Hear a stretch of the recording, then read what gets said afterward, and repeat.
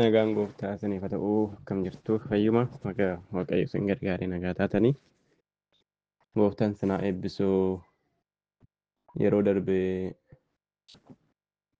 barumsa bara dhumaa kan jedhu yookiin barumsaa fi barsiisa bara dhumaa kan jedhu xiqqoo jalqabnee turre namoonni carraa argattanii zuum irratti hirmaattanii turtanii ammas yoo gooftaan jedhee irratti hojjechaa hin jira. Isinis immoo baay'inaan akka irratti hojjechaa jirtan nan beeka. Walumaa galatti immoo yeroon kun barbaachisummaan isaa maaliif daqiiqaa kanatti barbaachisa jedhu sababoota baay'eetu jira. Sababni inni jalqabaa barri dhumaa amantoota biratti akka sodaatti, akka rakkisaatti yookiin akka yaaddootti otoo hin ta'in akka ulfinaatti, akka abdiitti, akka eebbatti, akka kakuutti eeggatamuu akka qabu. Akkuma sabni Israa'el rakkinoota baay'ee keessa darbanii biyya waaqayyo isaaniif kaa'ee akka biyya lafaatti biyya Kana'aanitti galan akkasuma nutis rakkina baay'ee keessa darbinee mootummaa waaqayyootti galuun nuuf hin taa'e jedhamee akka barreeffame rakkinoota amanuun mudatan hundumaa obsaan baachuu kan dandeenyu, eeggachuu kan dandeenyu, yeroo rakkinoonni kun hundumtuu ta'uu jalqaban mataa keessan ol qabadhaa furamuun keessan dhiyaateera jedhamee inni barreeffame. Biyya lafaa wajjin akka hin rakkanne, biyya lafaa wajjin akka hin gidirreef akka hin rukutamne yerootti nuti dammaqnee eeggachuu nurra jiru. Yerootti waaqayyo rakkina biyya lafaa jalaa nu sassaabu yookiin yeroo hundumaa waaqayyo wajjin amma biyya lafaa keessa jiraannutti jiraannee yerootti darbinu yookiin immoo biyya lafaarra yoo jiraannes amma gooftaan dhufutti eeggannaa akka qabnuu fi abdii akka horannuuf. Inni kan biraa yeroo kana bal'inaan barsiisni bara dhumaa warra amananiis warra hin amanneenis karaa garaa garaatiin kennamaa waan jiruu fi bal'inaan namoonni yookiin beektoota warri namoota of duuka buusan baay'inaan yerootti ka'an yerootti gooftaan dhufe jedhan gooftaan hin dhufne jedhan hin dhufu yeroo jedhan hin dhufa yeroo jedhan falmii baay'ee kaasu waan ta'eef namoonni garee kana keessa jirtanii ilaalcha macaafa qulqulluutiin maal jedha isa jedhu. Akka Daarwiniitti, akka Kaalviniitti, akka Yarminiitti, akka Ebeluutti otoo hin ta'in macaafni qulqulluun maal jedha? Akka kan keenyatti nuti mataan keenya maal jenna? Keessi garaa keenya maal jedha? Hafuurri keenyatti walii galaayi. Yeroo akkas hin dhufa jedhan hafuurri keenya gabii qabaa? Yookiin hafuurri waaqayyo hafuura isa keessa keenya jiru tasgabbeessaa? Yeroo hin dhufu jedhanu isa kamtu sensii kenna hafuura keenya wajjin hafuurri keenya isa kamittidha? Boqota isa kamtu abdii of keessaa qaba akka jennu yeroo baay'ee barsiifni bara dhumaa kan hin barsiifamnee fi namni barsiisa bara dhumaa akka abaarsaatti, akka rukuttaatti, akka adabbiif dheekkamsa waaqayyootti waan ilaaluuf gaafa barsiisni bara dhumaa barsiifamu ameen illee jechuudhaaf hin rakkisaa jechuudha. Macaafa qulqulluu keenya keessaa kanarratti hin jalqabnu yeroo darbee yeroon waa'ee waldaa kiristaanaa waaqayyo keessa koo kaa'eera jedhee jalqabu barsiisa eenyuma irratti illee hin xiyyeeffanne waaqayyo waan yaada koo keessa kaa'eef hin jalqabe waldaalee kiristaanaa 7 kan jedhu barsiisee xumuree dhiisuufan ture gaafan xumuru keessi koo baay'ee gammadee ture akka waan macaafa qulqulluu xumureetti. Haa ta'u malee yeroo muraasa booda waaqayyo deebisee yaada koo keessa fide barsiisa bara dhumaatti fufuu akka hin qabu yaada koo keessa hin turre barsiisa bara dhumaa beekumsa isaas hin qabu hubannaa isaas amma kana miti. Fedhii isaas hin qabu dandeettii isaas waan hin qabneef jechuudha wanta yeroo baay'ee fedhii keessan kan qabdan dandeettii kan qabdanidha. Garuu waaqayyo waa'ee waldoota kiristaanaa irratti waan baay'ee na barsiise. Sababii waaqayyo waan baay'ee waldoota kiristaanaa keessatti yeroo barsiisu anayyuu na barsiisaa deemee fi waa'ee barsiisa bara dhumaa keessa koo yeroo kaa'u immoo irra caala baay'ee akka inni na barsiisu abdiidha nan jechuudha. Kanaafidha namni tajaajilu tokko wanta beekee hunduma tajaajiluudhaaf otoo hin ta'in namoota tajaajilu sana wajjin daganaa deebi'ee tajaajilamuuf waaqayyo karaa nuti hin beekne karaa nuti hin dandeenye nu keessan hojjeta jechuudha. Maqaan gooftaa bara baraan kan ulfaate ta'u. Akkuma yeroo darbee kaase macaafa qulqulluu keenya keessaa mul'ata boqonnaa 4 fi 5 yoo gooftan jedhe daqiiqaa muraasa keessatti rivaayiziin godhaa. 4 fi 5 yeroo biraa xiyyeeffadhee haasa'uu danda'a garuu har'a mul'ata yeroo darbee zuumii irratti jalqabne irra yaadattuu ta'e namoonni gaafsan argamtan namoota hin argamneef rikoordiin hin godhamne itti fakkaate akka carraa bilbila irraa tajaajilaa waan hin tureef natti hin tolle. Mul'ata yeroo baay'ee tajaajiluu kan nuti sodaannuuf ergaasaa waan hin hubanneef mul'ata waan ta'eef raajii waan ta'eef wanta muuxannoof ekspiriyaansii keenya waan dandeettii keenyaan ol bira ga'uu keenyaan ol kan ta'e waan ta'eef yeroo baay'ee nuuf hin galu jechuudha. Garuu kan baay'ee isin ajaa'ibu mul'ata kan akka mul'ataatti namaa galu hin jiru.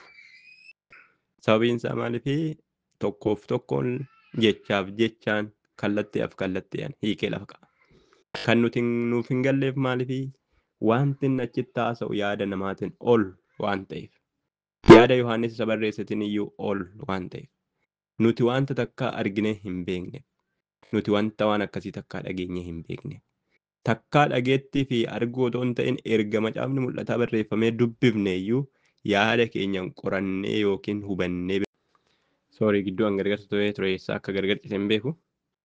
Namoonni baay'een barsiisuun sodaatu barsiifamus kan isaan sodaatanii fi sababni inni tokkoof inni dhumaa wanta kitaabni isaa ulfaataa ta'eef namaaf hin galleef otoo hin ta'in wanta wanti ulfaataa fi namaaf hin galle yaada garaagarummaa namaa keessa jiru mul'atee akkana bahee nutti agarsiifameef barreeffameef hubachuudhuma barbaaduuf fedhii isaa irraan kan hafe hubannee bira ga'uu hin dandeenyu inni waan nuuf amansiifneef wantichi isaa wanta takkaa biyya lafaa irratti ta'ee beeku waan hin taaneef kanaaf namoonni barsiisuu fi barachuu sodaatu jechuudha. Garuu macaafni mul'ataa jalqabu maal akka jedhuun isinii dubbisa. Lakkoofsa 3 irra seeru. Barri kun itti raawwatamu waan dhiyaateef boqonnaa 1 lakkoofsa 3 barri kun itti raawwatamu waan dhiyaateef namni isa inni dhugaa ba'ee kana dhageessisee dubbisu inni ittaan akkuma kana immoo warri dubbii raajii dubbatame kana dhaga'anii wanta isa keessatti caafames eegan attam haa gammadanii. Attam ayyaana qabeeyyiidha yookiin attam haa gammadanii jedha. Nama lamatu gammada. Inni tokko isa kamiidha? Isa macaafa kana keessatti raajiidha jedhan numti mataasaa. Macaafa raajii kanaa keessatti kan caafame nama barsiisuu hin jenne, nama hiikuu hin jenne, nama andarstaandii godhe hin jenne, nama qoratee bira ga'e hin jenne. Nama akkamiitu nama dubbisu jedhe. Namoonni baay'een macaafa qulqulluu keessaa macaafa mul'ata Yohaannis dubbisuu dhuman sodaatu. Dha'icha qabaa, rukuttaa qabaa, sodaachisa qabaa, gungummii sochii lafaa qabaa, ibidda qabaa, waa meeqa qaba. Sababii kanaatiif dubbisuun mataa isaan sodaatu. Macaafni qulqulluun kan inni jedhu garuu namni dubbisee eebbifamaadha. Dubbisuu qofa.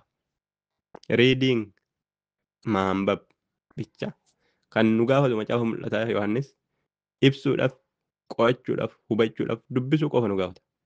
Inni ittaan macaafa mul'ata Yohaannis keessatti wanti barreeffame namni isa barreeffame kana inni dubbisee fi inni dhaga'ee inni dubbisee dubbifatee isa dhageessu immoo dhageessee inni dhaga'e sun immoo dhaga'ee yoo maal ta'e yoo eegi abdii as keessatti jiru yoo eegi eebba as keessatti jiru yoo eegi gara dhumaatti abaarsa kan jiru abaarsa as keessatti jiru adabbii as keessatti jiru yoo eegi akka inni jedhutti akkana jedha yoo jedhe eebba gara abaarsaatti kan jijjiiru kan hin taane abaarsa gara eebbatti kan jijjiiru kan wal jala makuuf wal jala butu kan hin taane akka macaafni kun barreeffametti kan ta'e yoo ta'e inni eebbifamaadha. Bara kana nuti eebbifamuu maaliif dadhabne? Tokko macaafa qulqulluu mul'ata Yohaannis walumaa gala macaafa qulqulluu dubbisuu hin jaalannu. Qooda kanaaf feesbuuk irraa wanta tokko lablab tiktook irraa gochuu barbaanna. Innumti tajaajiluuf innumti barsiisu iyyuu mataan isaa wantoota garaagaraa onlaayinii irraa amma danda'e hiduu yaala malee macaafa qulqulluu kana. Fannoo jechuun sababni isaa macaafni qulqulluun akka keessa keenya barbaachisutti miti bakka akka fe'uun keenya barbaadutti miti kan inni hojjete. Akka lubbuu hafuura keenyaaf wanta waaqarraati. Isinii galee. Lammaffaa kan eebbifamuu dadhabneef maaliif wanta dubbifame kana hin dhageenyeef dhaga'uun barbaannu waa'ee ibiddaa, waa'ee duumessaa, waa'ee shokoksaa, waa'ee sagalee, waa'ee uursaa, waa'ee raafamaa dhaga'uu hin barbaannu. Kan nuti dhageenyu hin ceetaa, hin darbitaa, waaqayyo wajjin jira, ayizoo jabaadhu kan jedhu qofa dhaga'uu barbaanna. Kan qaljal jedhe akka kubbaa qilleensaan afuufame nu afuufuu barbaanna kan keessaa duwwaa. Inni ittaanu yoo dhageenyes eeguudhaaf qophaa'u miti.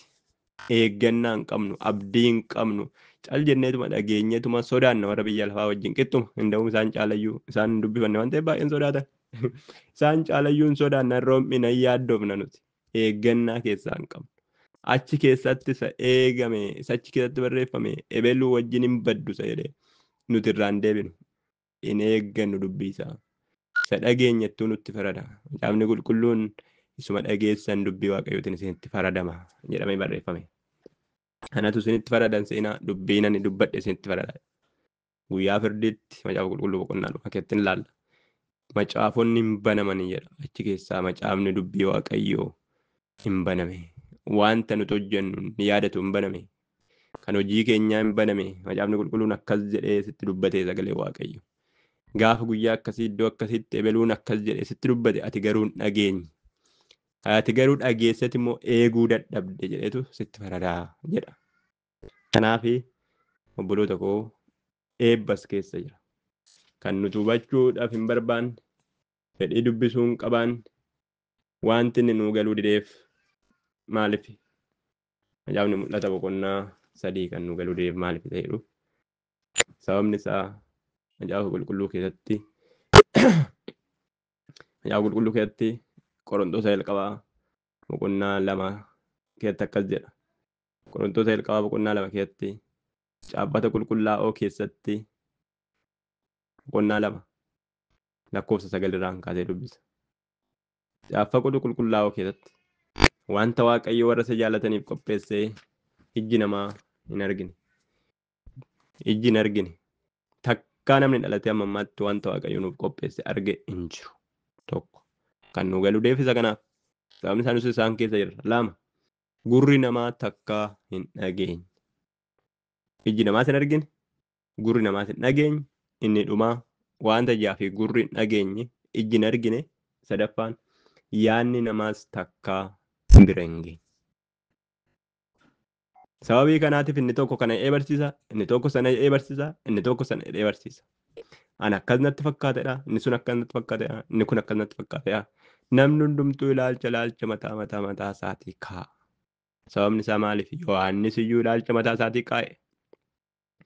Ilaa waan akka namaa fakkaatu jira jedha. Ilaa waan akka horii fakkaatu jira jedha. Wanticha garuu maqaa isaa hin beeku. Piroofeesariin inni ammaa immoo ilaa wanti akka akkasii fakkaatu sun dogdoqqeedha jedheeti hiika.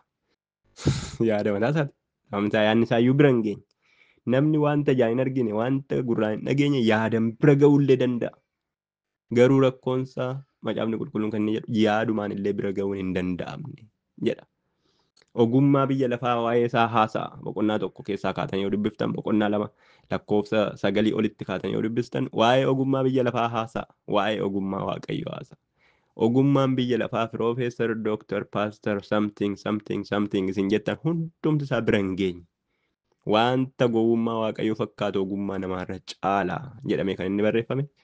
Wanta nuti amma waan argine cal jennee asitti walitti odeessinu haasofnu akka biyya lafaatti fudhatama kan hin qabne, waan tokko namni harka kan nu rukunne dubbii kakaasudha kan hin jenne, motivational speakerii kan hin taane, kan homaa nama wannoo hin jenne. Waaqayyo garuu Phaawulos maal jedha? Dubbii lallaba gowwummaa keenya keessatiin waaqayyo ogummaa isaa isa fayyisu mul'ise jedha. Kanaaf obboloota koo kan barsiifni bara dhumaa waliin laaqamee kan inni jiruuf yaadni biraa bira hin geenye, ogummaan nama bira hin geenye, namni takkaan argine argee dhufee laa kana fakkaatan hin jenne, namni takkaa gurra isaatiin hin dhageenye arguun illee hafuuti. Gurrumaan iyyuu nuti dhageenye hundumtu isa hin ibsu. Namni takkaa yaadan bira hin geenye. Namni ofiisaa chaansii argachuu hin argine yoo ta'e chaansii dhaga'uu qaba. Chaansii dhaga'uu immoo hin arganne yoo ta'e yaadetuma akkasumatti bakka waan tokko garuu kun hundumtuu bira hin geenye. Haaleluyyaa. Sanaan oliidha jechuudha. Yaaddanii akkana fakkaata, warqii fakkaata kana jettanii yoo yaaddan inni ammas sanaan oliidha. Kana sana fakkaata jettanii dhageessan ammas isaan oliidha. kana fakkaatattanii isa isin tajaajiltan ammas sana oliidha. Sababii kanaatiif namni hundumtu waa'ee mul'ata Yohaannisii walii galuu bitaa mirgisaa wal harkaa bade. Beektota harkaa. Lakkoofsa 10. Nuyi jalaa garuu kan hin banneef maaliif? Macaafa qulqulluu Qorontos jalqabaa boqonnaa 2 lakkoofsa 10. Waaqayyo garuu hafuura qulqulluudhaan isa kana nutti mul'ise. Hafuurri qulqulluun immoo waan hunduma keessumatti yaada Waaqayyoo isa gadi fagooyyuu qoree biraan ga'a. Waan yaada namaa keessa jiru immoo hafuuru namanicha keessa jirutu beeka malee namni biraa beekuu hin danda'u. Akkasumas hafuura Waaqayyoo malee eenyiyyuu yaada Waaqayyoo hin hubatu. Lakkoofsa 12. Ammas nuyi kennaa isa Waaqayyoo biraa nuuf kenname beekuudhaaf hafuura isa Waaqayyoo biraa dhufe fudhanne malee hafuura biyya lafa kanaa hin fudhanne. Haleluuyaa. Lakkoofsa 13. Kanaafis nuyi dubbii hafuuraa warra hafuuricha argataniif waan hiiknuuf isa dubbannu barsiisa hafuurichaatiin malee ogummaa barsiisa namaatiin hin dubbannu. Maal jedhee itti fuure namni hafuuricha hin argatin kennaa hafuura Waaqayyoo hin fudhatu. Kennaan sun isatti gowwummaadha. Kennicha gargar baasee shallaguudhaaf iyyuu hafuuricha qabaachuu waan barbaachisuuf isa hubachuu hin danda'u. Lakkoofsa 15. Namni hafuuraa waan hundumaa shallagaa isa garuu namni tokkollee hin shallagu. Lakkoofsa 16. Caaffanni qulqullaa'aan maal jedhaa? Eenyutu yaada gooftichaa beeka?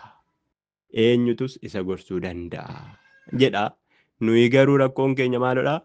Yaada Kiristoos qabna jedha. Haleluuyaa.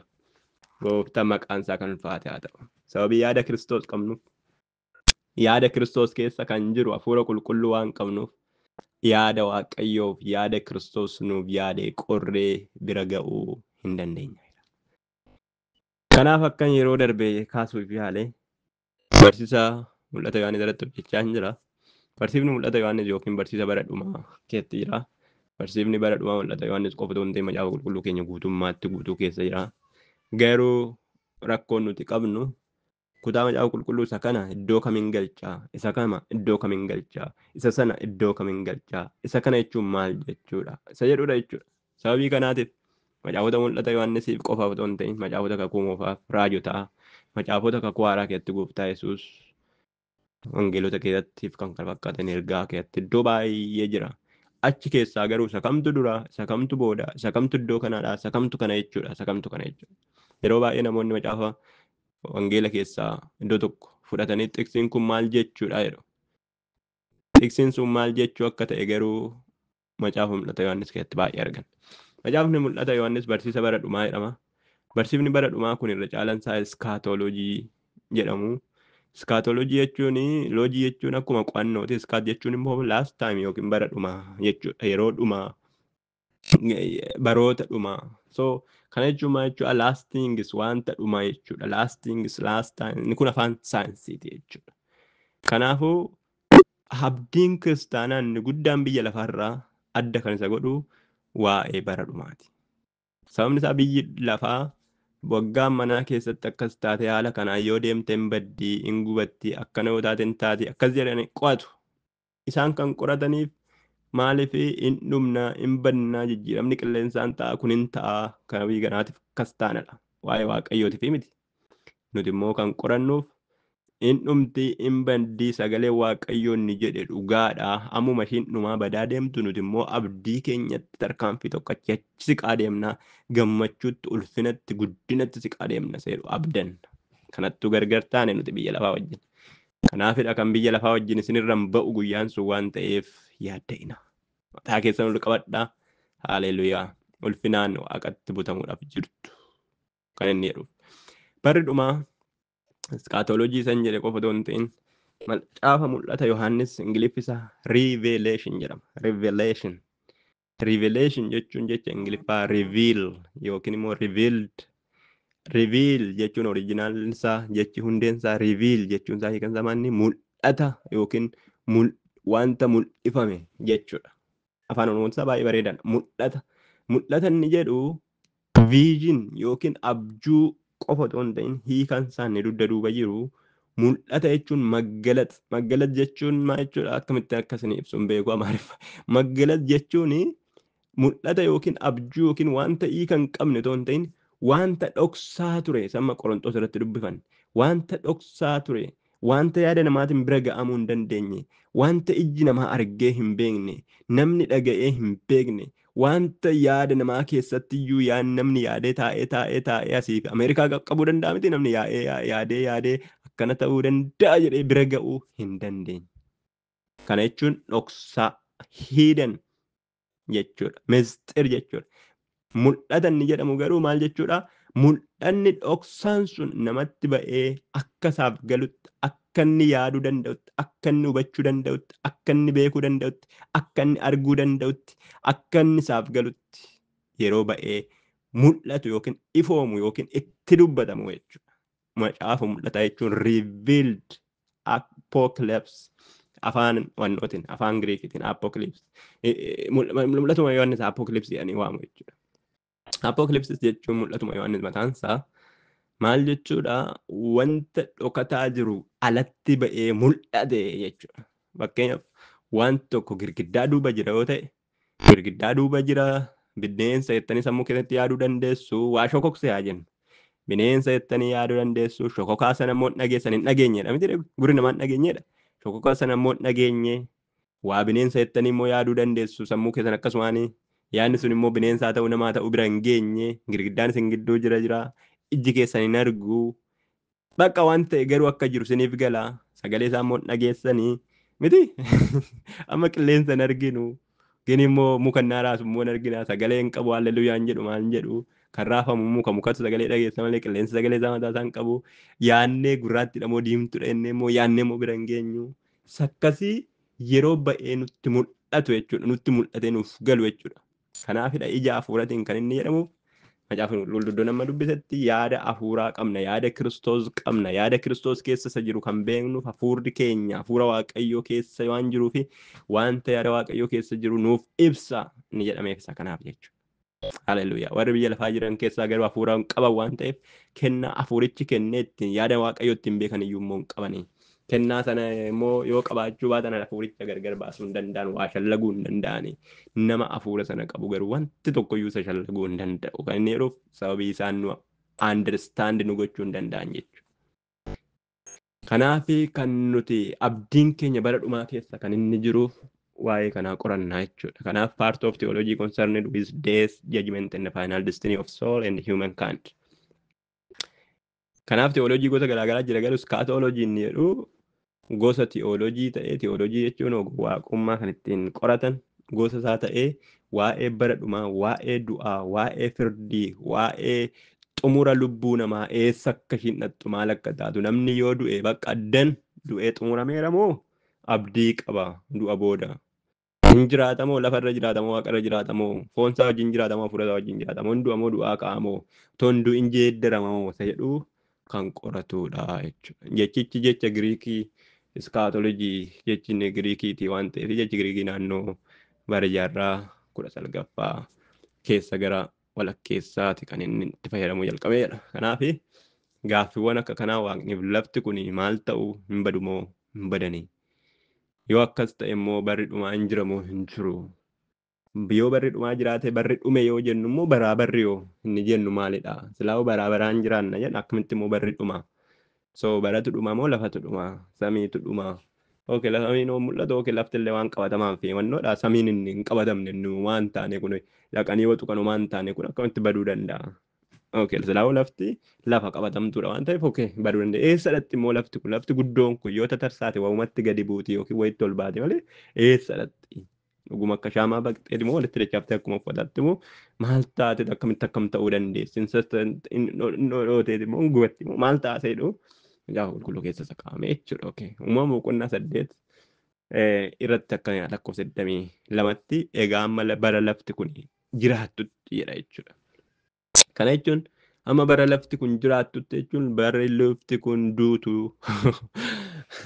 umuriin lafa kanaa gabaabaa akka ta'e yookiin daangeffamaa akka ta'e mul'isa jechuudha. Maatewos boqonnaa 24 lakkoofsa 34 irratti immoo wanti kun hundumaa amma raawwatamutti dhaloonni si'anaa kun hin darbu jedha. wanti kun hundumtuu amma raawwatamutti dhaloonni si'anaa kun hin darbu jedha. Expaayirii kan ta'u dhaloonni si'anaa kun kan itti darbu dhaloonni si'anaa kun kan itti badu yookiin kan dhumu yeroon ta'e kaa'amee akka jiru mul'isa. Lakkoofsa 25 irratti immoo waaqxii fi lafti yookiin waaqni fi lafti darbuudhaaf jiru dubbiin koo garuu gonkumaan darbu jedha.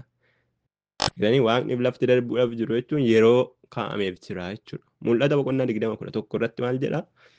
Yeroo waaqni fi lafti inni hin darba jedhamee dubbatamaa, raajamaa, yaada namaatiin bira gahamuu kan hin dandeenye lafti waggaa miliyoona amma kanaa jiraate.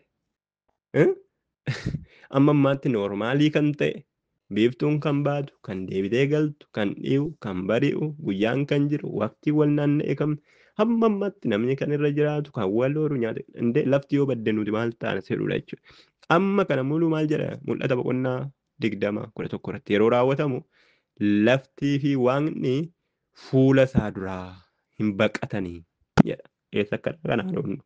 Iddoonis isaaniif hin argamne jedha. Eessa dhaqan jettanii nama si yaaddanii achi butatanii gara Maarsitti butatanii gara Jupitaritti siqanii gadi bu'anii ol siqanii orbitii isaa irraa socho'anii jettanii yeroo isin gaafattan maal jedha? Iddoonis isaaniif hin argamne. No more place for them. Found it. So place wanti jedhamu isaaniif hin argamne vaakiyuumii kan jedhamu iyyuu isaaniif hin argamne jechuudha. Boqonnaa 21 irratti maal jedha? Lafti badde namni immoo eessa dhaqe? Akkan isin hin jenneef immoo maal jedha? Bantii waaqaa haaraadhaa fi lafa haaraa jedha jechuudha. Boqonnaa 21 mul'ata. Boqonnaa 21 irratti bantii waaqaa haaraadhaa fi lafa haaraan argee jedha jechuudha. Yeroo bantiin inni duraa fi lafti inni duraa samii fi waaqni fi lafti yeroo baqatanii fi bantii haaraa waaqni fi lafti haaraan yeroo uumaman jidduu sana gaappiin tureera yoo ta'e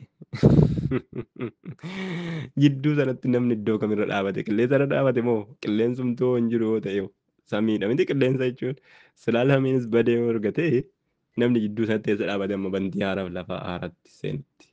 Deebi'ee dhufuu gooftaa Yesuusiin abdiin keenya inni guddaan isa waan ta'eef sababiin nuti qo'achuun irra jiruuf inni guddaan deebi'ee dhufuu gooftaa keenyaa Yesuus Kiristoos eeggannaan keenya abdiin keenya tokkittiin kan hafe isa jechuudha.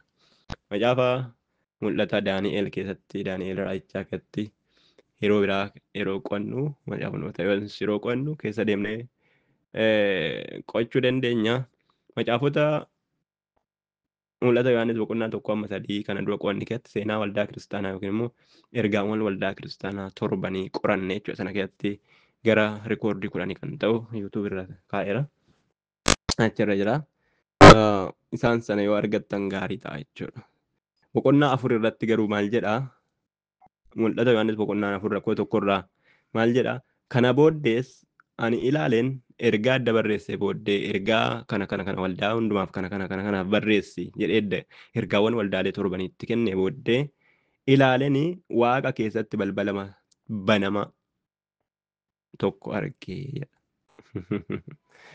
Waa'ee balbalaa waldoolee baay'eedhaaf haasa'e. Balbala san lafarraa. Waldaa Laodiqiyaatiin ani balbala hundoo dhaabadhee na durrukutaati na bantaa olan seenaa na wajjiniin maatiitti dhiyaattaa si wajjiniin nyaadhaa jedhe. Waldaa Filaadelfiyaatti fakkaata immoo maal jedhani balbala banamaan sii kenna jedhaan jechuudha. Eenyumtuu cufuu kan hin dandeenye. Asitti immoo maal jedhaa boqonnaa 4 irratti ani ol ilaalee waaqa keessatti bantii waaqaa keessatti balbala banamaa tokko argee sagaleen inni dura akka malakataatti kanatti dubbannaan dhaga'ee ture tokko inni waa'ee ergaa sattaasaa ture. Amma immoo maal jedhani as ol koottu naa wadalaay ol bahe ani immoo wanta kana booddee ta'uu hin jiru sittan agarsiisa. Wanta amma gaafa boqonnaa 4tti ta'u hundumaatti agarsiisee ergaadhaan itti kenneera. Waldaalee kiristaanaa hundumaatiif waa'ee waldaalee kiristaanaa sana keessatti isin haasa'eera. Waldaaleen kiristaanaa sun liitiraalii ergaa waldaa isaaniiti. Kan biraa immoo ergaa waldaalee hundumaa amma bara ammaatti jiraatanii. Kana booddee immoo erga waldaaleen sun barri waldaa kiristaanaa lafarraa dhume booddee boqonnaan 4 iddootti inni gara waaqatti ol ba'eedha jechuudha. Kanaaf iddoon inni amma bara kana booddee jedhu suni mul'ata Yohaannis boqonnaa 1 irratti wanta kana booddee dafee ta'uun isarra jiru sittan agarsiisan jedhe dursee ergaa waldaa kiristaanaa bara waldaa kiristaanaatiif lafarra jirtutti erga kenneefi booddee amma immoo waaqa irratti wanta ta'uun sitti agarsiisa. waldaa kiristaanaa booddee wanta ta'uun sitti agarsiisa jedhee gara waaqatti yeroo ol fudhata argina.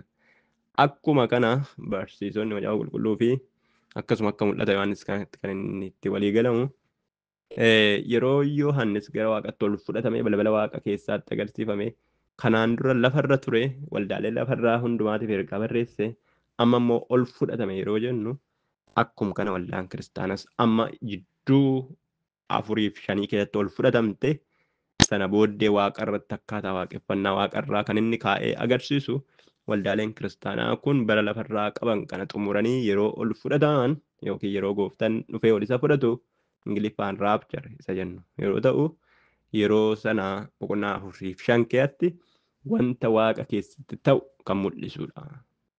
Kana jechuun waldaan kiristaanaa akkamitti waaqeffatti waaqeffannaan ishiin har'a biyya lafaatti qabduu fi inni biyya waaqa irratti qabdu maal fakkaata isa jedhu overview isaa kenneefi jechuudha Yohaannis. Amma yoo garatti waaqeffattan hin beekne ta'e mul'ata Yohaannis boqonnaa 4-5 dubbifadhaa gaafa achi dhaqxan isin hin dhibu jechuudha.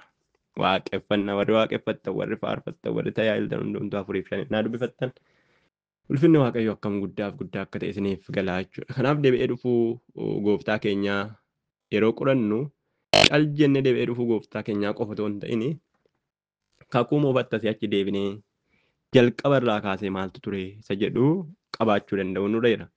Tokkoffaa deebi'ee dhufuu gooftaa keenyaa Yesuus yeroo yaadnu otoo hin muddamin otoo hin rakkatin otoo hin gidirin otoo hin yaadda'in sammuu keenya keessa kan dhufuu qabu yaadni waaqayyo ilmaan namaatiif qabu maalidha?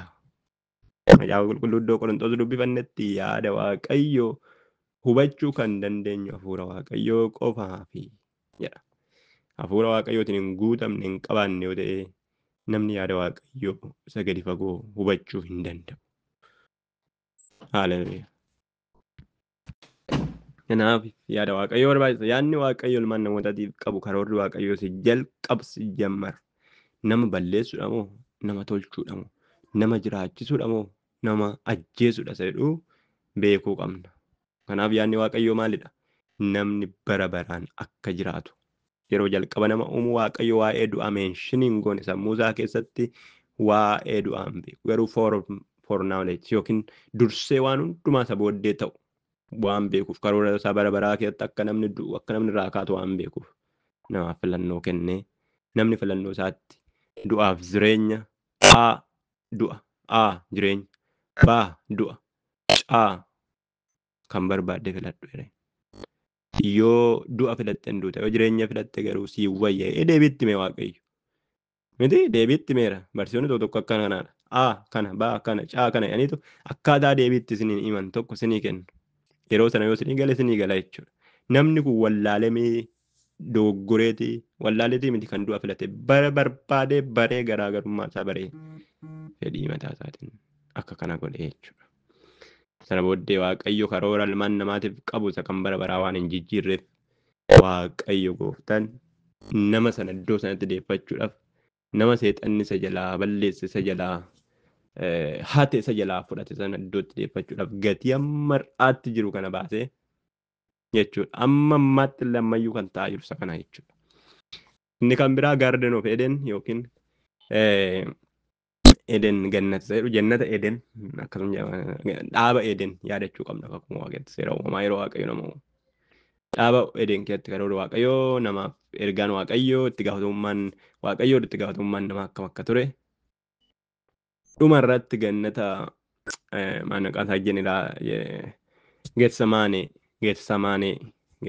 dhaaba Geetsamaanee iddoo gooftaan dhaaba ejersaa gaara ejersaa iddoo gooftaan itti bartoota wajjin otoo jiru otoo kadhatu otoo bubbuluu achitti qabame jechuudha isa yaadachuu danda'u qabdu.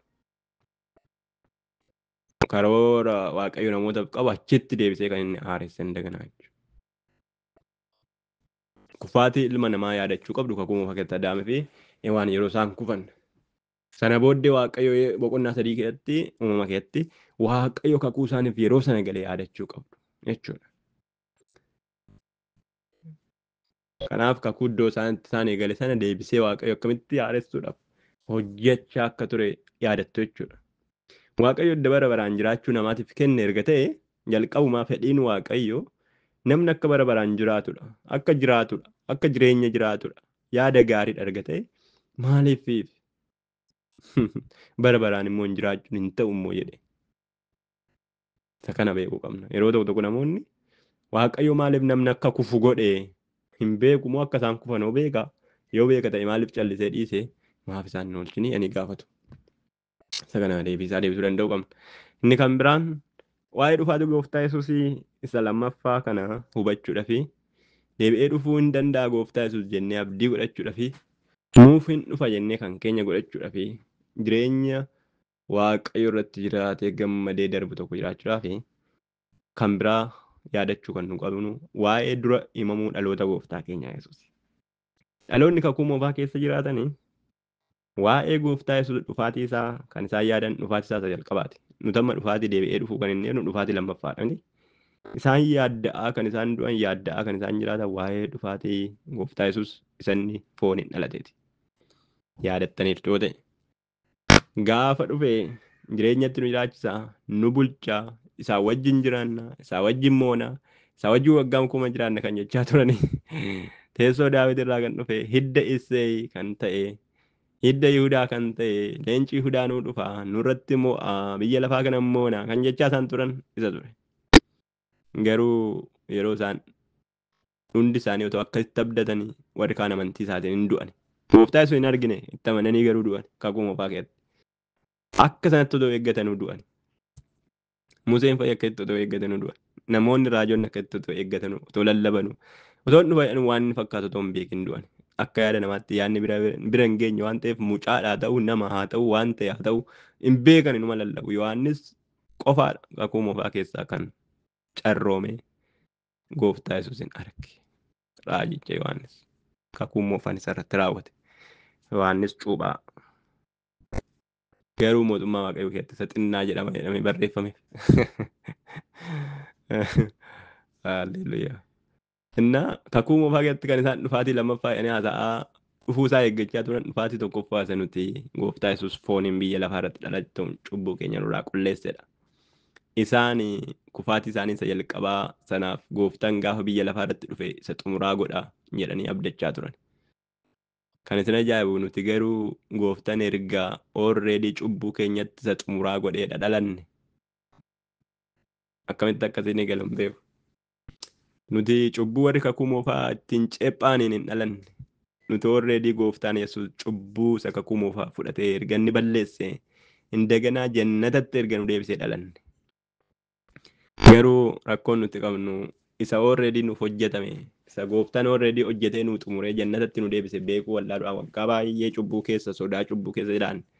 Hedduma gooftaa Yesuus iyyuu amanne as hubachuu dhabuudhaan beekuu wallaaluudhaan indaganaa yaadda'uudhaan cubbuu keessa jiraanne. Macaafni qulqulluun hin yaadda'inaa jedha yoo ta'e abboommiidha. Hin yaaddoofna yoo ta'e garuu cubbuudha. Hin sodaatinaa yoo jedha ta'e abboommiidha. Hin sodaanna yoo ta'e immoo cubbuudha. Waaqayyoon sodaadhaa yoo jedhe ta'e immoo abboommiidha. Nuti immoo Waaqayyoon sodaachuu didna yoo ta'e immoo cubbuudha. Macaafni qulqulluun godhi kan hin jenne yoo goone yoo godhuu baanne hin godhin kan jedhe immoo yoo goone cubbuu nutti ta'a jechuudha. Abboommii jechuun isa kana. Obboloota koo dhimmi fayyina keenyaa warra kakuu moofatiif gaafa gooftaan dhufu fayyina isa jedhuun abdachaa turan. Sababni isaa kufaniiru. Nuti immoo fayyineerra. Gaafa gooftaan deebi'ee dhufu immoo ol fudhatamna. Isa bira bara baraan jiraanna jedhu. Abdiin isaanii isa bira bara baraan jiraanna deebi'ee lammataa dhufaa ol butamnaa miti kan kakuu moofaa keessa jiran. Abdiin isaanii gooftaan nu dhufaa nu furaa jireenya keenya irraa nu qulleessaa biyya keenyas bilisan baasaa jireenyatti nu jiraachisaa walitti nu qabaa biyya keenya indaganaa deebisee akkannaa kufaatii duraatti ilmaan namootaatiif saba keenya ol qabaa nu fayyisa ta'ee ture. Biyyi lafaa kakuu moofaa keessatti yoo argitan ta'e warri kakuu haaraa keessatti Luqaas boqonnaa 2 fakkaatan dubbisu dhaqee abdiin isaanii isa kana ni xumura isa arginaan isa du'aatti xaaxaan qaban. Argitan ittoo ta'e lubichi kakuu namni waaqayyoo suni namni waaqayyoo tokko jedha. Namni waaqayyoo tokko bara isaa keessatti waaqayyoof kan jiraate kan adda ba'ee mana qulqullummaatti deddeebi'ee waaqayyo sagada kan ture hafuura qulqulluudhaanis fayyisaa isa biyya lafaatiif dhufu ijaan hin argita otoo hin argin hin duutu kan isaan jedhame tokko ture. Simoon natti fakkaata yoon dogoggora maqaan isaa namicha akkas jedhamu suni gaafa tokko hafuura qulqulluun gaggeeffamee gaafa Maariyaamii fi Yoosef mucicha mana qulqullummaatti geessan gara mana qulqullummaa seene. Yeroo sana mucicha ijaanan arge fayyisuu kee kunoo yaa Waaqayyo hojii koo argeera kana booddee na ajjeesi jedhe. Takkan tajaajilaa takkan bulaa hin jenne already bakka kana booddee na ajjeesi argeera. Dhalachuu Yesuus qofatu isaaf ga'aa ture namichaaf du'uudhaaf jechuudha. Boloota koo nuti already Yesuus nuuf dhalatee darbee waggaa 2000 something darbe already. Nuti already isa keessatti jiraanne isa keessatti miti kan duune. Namoonni isa arganii du'uudhaaf go'aa turan. Gooftaa Yesuus bartoota isaatiin maal jedhe? Ija isin amma argitan kana kan arge ayyaantudha. Raajonni gurguddoonni namoonni Waaqayyoo qulleeyyiin baay'een qajeelonni baay'een isa kana arguu barbaadaniitu toon argin hafanii jedhe. Caansii argatee warra kakuu moofaa kan arge keessaa namoota muraasa kana. Keessumatti kan Simoonii nama dhiba. Ani bakka fayyisuu kee argeera. Expire datein jireenya kootii gaafa mucaasa fayyisu in argitan aan jetteedha. Fayyisuu biyya lafaa kun hojii kootiin argaman ta'eef na gaggeessi nagaadhaan maaloo du'uun barbaada. Kana booda argee Yesuusin argee du'uun barbaada. Haaleluyyaa. Nuti garuu Yesuusin arginee hin duune Yesuusin arginee jiraan. Namichi Yesuusin arginaan jireenyi isaa already Waaqayyo wajjin akka ta'e bareeran. Kanaaf warri kakuu moofaa Yesuusin fuulduratti abdachaa du'ani. Kanuma amantiin isaanii. Nuti immoo Yesuusin fuulduratti abdanna otoo hin taane Yesuusin keessatti dhalanne. Haaleluyyaa. Garuu dhufaatii isaa lammaffaa abdanna. Kanaaf deebi'ee dura himamuu gooftaa keenya dhaloota isaa jalqabaa yoo hubanne dura himamuu deebi'ee dhufuu gooftaa Yesuusis amanuu dandeenya jechuudha. Dura himamee gooftaan Yesuus yoo dhalate ta'e dura himamee deebi'ee dhufuunsaa dhugaadha jechuudha. Isin egalee du'ee du'aa ka'uunsaa dura himameera yoo ta'e akkuma jedhamee akkuma himame deebi'ee du'ee du'aa ka'eera yoo ta'e akkasuma deebi'ee dhufuunsaa dhugaadha jechuudha. Yesuus ol ba'uunsaa dubbatameera yoo ta'e dhuguma ol ba'eera yoo ta'e akkasuma immoo deebi'ee dhufuunsaa dubbatameera taanaan dhuguma deebi'ee dhufaa jechuudha. Kanaafitu kan nuti dugda duubarraa deebifnee fudhachaa deemuun nurra jiru jechuudha. Kanaaf dhufaatiin Yesuus dhalachuun Yesuus inni dura himamuun dhiphina isaatii du'uu isaatii du'aa ka'uu isaatii ol fudhatamuu isaatii konfirmidii ta'eera. Akkuma raajonni dubbatanitti raawwatameera taanaan akkuma kana deebi'ee dhufuu gooftaan Yesuus konfirmidiidha jechuudha. Kanaaf warra biyya lafaa warra maanni deebi'ee dhufuun maanni bara baraan jiraachuun akkamitti namni bara baraan jiraachuu danda'aniif deebii kennu kan isaan dandeessan isa kanaanii jechuudha. Konfirmeeshiniin kan biraan jiru. Deebi'ee dhufuu gooftaa Yesuus isa lammaffaa isa nuti jennu keessatti qilleensa keessatti ol butamuu jechuun maal jechuudha? Yookiin ol butamuu raapchar isa jennu jechuudha. Manna xaqsa jedhama jechuudha. Maal jechuudha? Eenyutu immoo butama? Warra kakuu moofatu butama moo warra kakuu haadhatu butama moo warra lafa jiraatutu butama moo warra du'etu butama moo warra amane moo warra namanneedha kamtu butama? Tiksiiwwan macaafa qulqulluu keessaa baay'ee kan jiran jiru kan iddoon baay'een isaanii kan namaaf hin galle jiru jechuudha. Iddoon ol butamuu wajjin wal fakkaatan kan nu rakkisuuf macaafni mul'ata Yohaannis hubachuun macaafa qulqulluu keessa luqisiin baay'een kan jiran jechuudha. Inni tokko hin butama inni tokko nafa inni tokko hin butama inni tokko nafa ol butamuu dhalaalchisaa dubbata iddoon kun jechuu danda'u qabna jechuudha. Dhagoota nurratti baqadhaa nurratti kufaa jedhunaan wayyoo jechuu danda'u qabna jechuudha. Hubachuu qabna jechuu barbaadan. Iddootti wayyoon jedhamu wayyoo iddootti lakki wayyoonni tokkoffaan darbe inni lammaffaan darbe jedhamu akka kana laallee sodaachuu qabna. Isa jedhu hubachuu danda'u qabna jechuudha. Warra amananii lafarra jiran immoo warra Yesuus amananii du'an immoo kakuu haaraadha immoo warra kakuu warra yeroo sana lafarra jireenya hin jiran immoo warri kakuu moofaa ka'anii butamuu danda'u immoo cidha guddaan immoo eessatti lafarratti immoo waaqarratti immoo gooftaan deebi'ee biddeena nyaachuu hin danda'amu nuti isaa wajjin nyaachuu hin dandeenyamu. Qilleensarra yeroo jennu kana maanni jechuun koo like pilaaneetii kan biraa kan akka Maarsii kan biraarra dhandhee teteenyamoo qilleensuma kanarra dandeenyee teteenyamoo maal amma olutaallee deebinee lafatti gimbi jenna wayyuu akkamitti immoo deebinee qilleensa kana taa'uu iyyuu dandeenya deemuu dandeenya iyyuu warra waldaa kan akka waaraa keessaa qofaadha moo misirroon ishiin qabi misittii ishiin qabi nama gooftatti amaneedha moo warri namanneedha moo kan naa jennu amantoota lubbuudhaan darban hundumaa of keessatti qabatamu isa jennu gadi amma dandeenye beekuu danda'u qabna jechuudha. San beekne immoo wanta macaafni qulqulluun hin jenne ta'e hin jenne macaafni qulqulluun yaada kootti kanatti fakkaata inni bira darbuu danda'u qabna jechuudha. Yaada keenyatti fakkaachuudhaan cubboon nutti galu hin jiru waan ta'eef gooftaan sinaa eebbisu. Tuunee kan nuti ilaallu rakkinoota kan jedhaman wantoota garaagaraa baay'eetu jira. Maaloodha rakkinoonni? Rakkinoonni sun nu irraan qaqqabu, nu irraan dhufu, waldaa kiristaanaa irraan dhufu, amantoota irraan dhufu, yoo nun akka motoraaf nu dhufu, tarii otoo nuti hin yaadin, otoo nuti hin beekin dhufu, otoo nuti hin qophaa'in dhufu. Kanaaf kan kana fakkaatan waan baay'ee jechuu dandeenya jechuudha. Lola jechuun maal jechuudha? Rakkina waggaa torbaa jechuudha. Lola Armageedoon jechuudha. Waa'ee Magoog, waa'ee Googii maal jechuudha? Waa'een bineensichaa maal jechuudha? Waa'een raajii sobaa maal jechuudha? Deebi'een dhufuu gooftaa Yesuus akka kamitti ta'a? Halkan ta'a, guyyaa ta'a, biyya kamitti dhufa, iddoo kamitti dhufuu danda'a seedhu?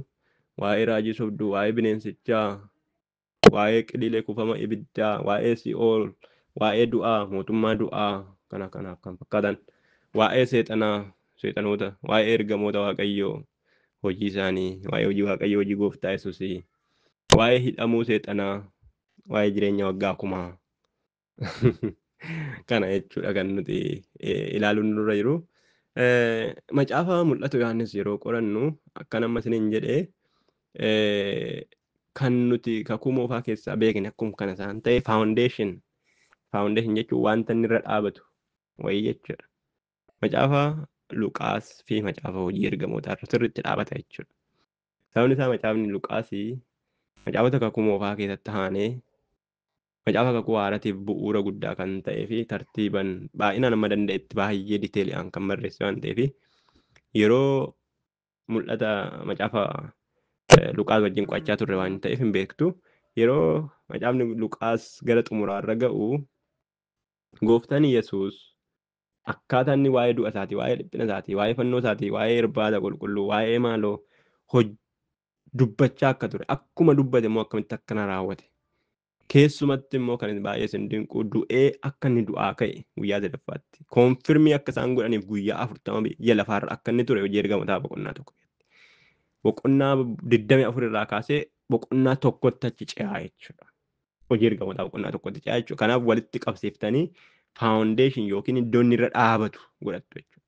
Akkuma akkas godhe immoo akkuma du'aa ka'e namni tokko akka isaa amanuu hin dandeenyetti otoo hin ta'in akka namni kamittuu hin mamnetti amansiisa guutuudhaan ragaa guutuudhaan nyaatee dhugee foonsaa iddoo waraaname isaanitti cinaacha isaa harka isaanitti agarsiise akkuma kanatti garagaara ejersaatti yookiin maqaan isaa Beetisaayidii jedhamu achiin Bitaaniyaa achiin achi isaan baasee gaara ejersaa irratti ol fudhatame. Akkuma kana immoo guyyaa 10 booddee hafuura qulqulluun isin erga otoo hin turin jedhan isaan walitti qabanii kadhatan. Hojii ergamootaa boqonnaa 2 keessatti hafuura qulqulluu erge. Tartiiba jechuudha. Konfirmeeshinii jechuudha. Ani yoon deeme malee Yohaannis keessatti boqonnaa 17 fa'i dubbifadha. Boqonnaa 14 fa'i dubbadha. Ani yoon deeme isin wayyaa hafuurri qulqulluun hin dhufu ani deemu malee jedheen. Akkuma kanatti hafuura qulqulluu isaaniif erge. Sana booddee hafuurri qulqulluu akkuma inni jedhee Yerusaalemii ka'anii Yihudaadhaa ka'anii Samaariyaadhaa mandaara lafaa akka isaan dhaqan godhe. Amma ammaattis nu wajjin hin jira bara baraanan si wajjin jiraadha jedheen hafuura qulqulluudhaan. Dinqiidhaan isaanii wajjin jiraata. Hafuura qulqulluu isaanii waan isaan dubbatan koonfirmi isaaniif gochaa isaanii wajjin jiraate gooftaan jechuudha. Kanaaf deebi'een dhufee isin fudhadhaa jedhe Yohaannis boqonnaa 4 irratti 14 irratti. Yohaannis boqonnaa 14 sirriitti dubbifadha. Abdiin keenya inni guddaa achi keessa jira. Haani nan deema qobaatti isin hin dhiisu deebi'een dhufee isin fudhadhaa amman dhufutti immoo hafuura qulqulluun isin ergaa yeroo hundumaa immoo amma dhuma baraatti isin wajjinan jira jedhe. Maariqoos boqonnaa 16 dubbifadha. Maatewos boqonnaa 28 immoo gooftummaan hundumtuu waaqaaf lafarratti naaf kennameera isin deemaa dhaqaati wangeela hundumaatti lallabaa ani dhaqeetan immoo Yohaannis boqonnaa 14 irratti dhaqeen bakka isinii qopheessaa mana abbaa koo keessa bakka baay'eetu jira. Otoo hin jiru ta'e isinitti anima. Kanaaf amman dhaqee isinii qopheessutu isin asiin biyya lafaa kana wangeela lallabaa isin bichaa otoo hin ta'in kan biyya lafaatiif ga'u teessoon mana abbaa koo jireenyi mana abbaa koo mana keessa jira. Isiniifan qopheessaa gaafan qopheessee immoo xumuru dhufeen isin fudhadha jedheen. Haleluuyaa. Amman dhufee isin fudhattu garuu qabdii tokko isin kenna hafuura qulqulluu jedheen. Waaqayyo abbaan jira. Waaqayyo ilmaan isaanii wajjin ture. Argitanii? Waaqayyo abbaan nu agarsiisennaan ani isinii wajjinan ture. Ana arginaan Waaqayyo abbaa argitaniitu jedheen. Amma immoo yeroo nan deemu immoo hafuura qulqulluun immoo isinii fidaa jedheen. Waaqayyo hafuura qulqulluu immoo isaaf erge. Karaa isaanii jechuudha. Haleluuyaa. Hafuura qulqulluu isaanii ergee hafuura qulqulluun kun amma ammaatti biyya lafaa keessatti hojjechaa jira. Kanaaf hafuurri qulqulluu Waaqayyo abbaa fi Waaqayyo ilmaa biraa adda ba'ee jiraachuu hin danda'u. Tokkummaadhaan jiraatu miti. Hojii tokkummaadhaan hojjetu miti. Karoora isaanii maaliin isaanii waaqayyummaan isaanii tokko miti. Kanaaf gooftaan Yesuus jedhe taanaan hafuurri qulqulluun jedhe taanaan Waaqayyo abbaan soba hin qabu jechuudha. Yohaannis immoo maal nuun jedha gaasa kana faawundeeshinii kanaafan isin jedhe hojii ergamootaa fi Luqaas irrannaa dhaabbatan faawundeeshiniin isaa immoo gooftaan akkuma jedhe hojii ergamootaa keessatti Isxifaanos argitan yoo ta'e ilma Waaqayyoo bantii waaqa irratti akka inni dhaabatee jiru gooftaa biratti arge. Taa'ee akka inni jiru arge. Dhaabatee akka inni jiru arge. Yohaannis koonfirmii godhe. Inni ol fudhatame duumessa kana keessatti yookiin maarsii yookiin iddoo itti namne Waaqayyo abbaa mirga teessoo qabeessaa dhaqee isa ulfina qabeessaa taa'ee jedha. Haleluuyaa.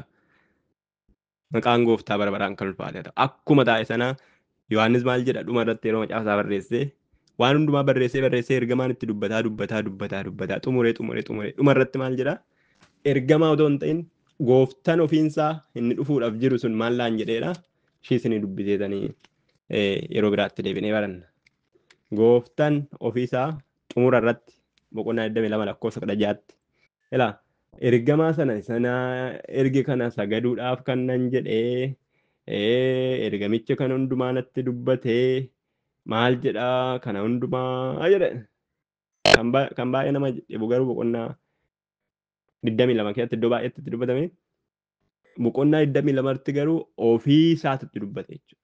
Ofiisaa lakkoofsa 6 kaaseen dubbisa boqonnaa 16 irratti jira lakkoofsa 16 irratti jiraasti boqonnaa 22 lakkoofsa 6 yeroo sanatti ergamichi dubbiin kun hundinuu amanamaadha dhugaadhas Waaqayyo gooftaan inni hafuurota raajoonni ittiin dubbatan abboomu wanta ta'ee dafee ta'uun irra jiru hojjettoota isaatti argisiisuudhaaf ergamaa isaa erginaan jedheetu natti dubbateedha. Erga akkasitti inni natti dubbate kana booddee faayinaalee eenyutu koonfirmii godhe ergamaan kun boqonnaa tokko kaasee mul'ata gooftaan Waaqayyo abbaa biraa fudhate ergamaa isaatti kenne ergamichi Yohaanisitti kenne koonfirmii gochuudhaaf inni dhufu sun kana jechuun eenyunni gooftaan Yesuus jechuudha. Ofiisaa maal jedheen Yohaannis deebi'ee chaawu baqqaa wal arginaa inni dhufu sun lakkoofsa 7 irratti ilaalaa. Kunoo ani dafee nan dhufa namni dubbii macaafa kanaa keessatti raajii dubbatame kana eegattamaa gammadu jedheedha. San lakkoofsa 1 irratti boqonnaa tokkotti dubbadhee ture amma dhuma irratti koonfirmii deebisee kennaaf jechuudha. Kanaaf gooftaan Yesuus jidduudhaan otoo ergamaan taasa'u ofiisaatti dubbate Yohaannisitti. Kana booddee Yohaannis dinqifamee maal jedheen ergamaadhaani nan siifan sagadaa jedheen jechuudha. Siifan sagada bakka kana hundumaa natti agarsiiftee kun dinqiidha mataa kootii oli bakka atumtu Waaqayyo ta'uu hin siifan sagadaa. Ergamaan garuu hin dide. Ana miti kan sagaduu fi qabdu Waaqayyoodhaaf. Sagadi ani siifis taanan obboloota keetis taanan warra raajotaaf hafuura raajii dubbisan hundumaaf warra dubbii macaafa kanaa dhagaaniif warra barsiisan warra dubbisan warra dubbatan warra barsiisan hundumaatiif hidhata hojiiti. Kanaaf barri kun itti raawwatamu dhiyaateera waan ta'eef macaafa kan akka macaafota raajota warra kaanii cuftee hin kaahini. Kanaafuu cuftee hin kaahiniiti maal godhi jedhee banii abbaan barbaade akka barbaadetti akka dubbisu akka ilaalu akka dubbifatu akka baratu akka qalbeeffatu banii. Waa'ee tiksiin lakkoofsa 11 baay'ee nama dhiba yeroo biraatti deebina. Kanaaf jidduudhumaan immoo otoo ergamatti taasifamuu innaa xumuru immoo lakkoofsa 12 inni dhufu sun immoo ammas maal jedheen si'a lammaffaa kun waan dafee nan dhufaa gatii isaa adduma addaan akka hojii isaaniitti isaaf nama kan kennuuf sana fidee nan dhufaa ani alfadha omeegadha isa duraatti isa booddeetti isa jalqabaa dhanumaati kitaabumsaa keessattuu akka kanaadha jalqabas itti dubbachaa ture ammas itti dubbachaa jira jechuudha dhumarratti alfaa omeegaa isa jalqabaa isa dhumaa wanti inni barreesse kun wanta macaafa mul'ata Yohaannis kana booddee ta'u qofa otoo hin ta'in wanta dhaloota namoota duraan uumama biyya lafaa duraan ture wajjin wal qabsiisetti mul'ata Yohaannis kan inni qabu. Wanta kana booddee ta'uuf jiru bara baraan isa wajjin wal qabsiisee malee wantuma iddoo waldaan kiristaanaa jiraattee bara waldaa kiristaanaa gooftaa Yesuus booddee ta'e iddoo ulfatame booddee ta'e qofa miti kan inni barreesse isa kana sirriitti hubachuu qabna. Wanta dur otoo dhaloota gooftaa dhaloota biyya lafaa dhaloota gooftaa Yesuus jalqabaa duras dhaloota kan biraa uumama biyya lafaa duran ta'in isaan akkasii of keessaa qaba. Sana booddee lakkoofsa 16tti sadaffaa inni dhufu sun wanti kun hundinuu waldoota kiristaanaa akka ga'uu fi ani Yesuus konfirmii of godha jechuudha. Ergamaa koo ergee isiniif dhugaa baasiseera. Ani idda daawiti sanyii isaatis ani bakkalchaa isa calaqqisaadha jedhe. Gaafa inni kana jedhu maal jedhu hafuurichi fi misirrittiin kottu jedhuuni namni kana dhaga'us kottu haa jedhu. Haleluuyaa. Ameen. Dafii kottu gooftaa keenya Yesuus jedha jechuudha. Maqaan gooftaa keenyaa bara baraan kan ulfaate ta'u Eebbifamaa ayyaanni Waaqayyo isinii wajjin haa ta'u. Sagantaan zuumii keenya waan ga'eef asirratti xumurra. Yeroo biraa deebinee wal argina. Ameen. Maranaataa. Gooftaa keenya Yesuus Kiristoos dafii koottu. Gooftaan isin haa eebbisu. Yeroo gaarii qabaadhaa.